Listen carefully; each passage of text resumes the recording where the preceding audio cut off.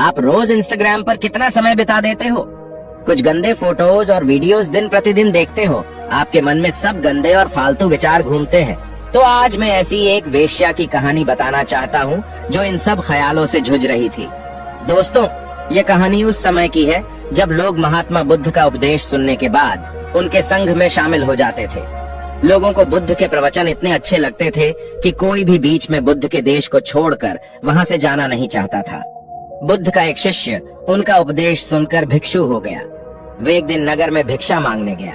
नियम यह था कि 3 घरों में भिक्षा मांगी जाती थी। बुद्ध के लगभग सारे युवक थे। यह भिक्षु युवक भी शरीर से गठीला और सुंदर था। एक तो वह युवक यौवन के रंग में रंगा हुआ था, अर्थात तन में आकर्षण था। दूसरा, उसका मन बहुत ही पवित्र था, अर्थात मन में ईश्वरीय शक्ति भरी हुई थी। कहते हैं कि जिसका तन और मन दोनों सुंदर है वह परमात्मा के अत्यंत निकट होता है। वह भिक्षु एक घर के सामने भिक्षा मांगने के लिए रुका। वह मकान वासव दत्ता नाम की एक वेश्या का था। वह भिक्षु की आवाज सुनकर तुरंत ही बाहर और द्वार पर देखा कि एक सुंदर नौजवान युवक जिसका शरीर गठा हुआ है, उसका मुख एक अलौकिक आभा से युक्त है।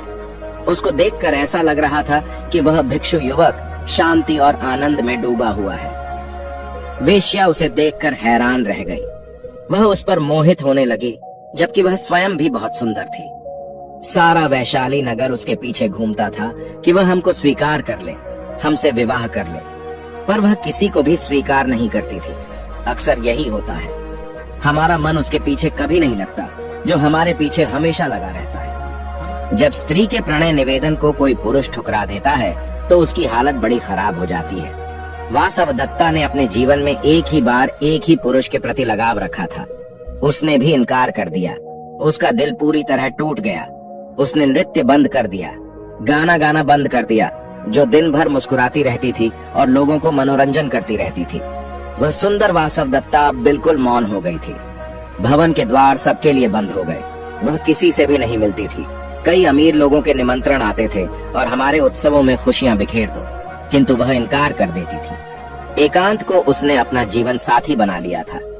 वासव दत्ता की दासी बहुत ही अच्छा भोजन बनाती थी और उसकी भूख और प्यास को भिक्षु मानो सदा के लिए ले गया हो। वासव दत्ता को रात दिन वह भिक्षु ही याद आता था। वह उस भिक्षु की याद में बहुत ही कमजोर हो गई और बीमार रहने लगी।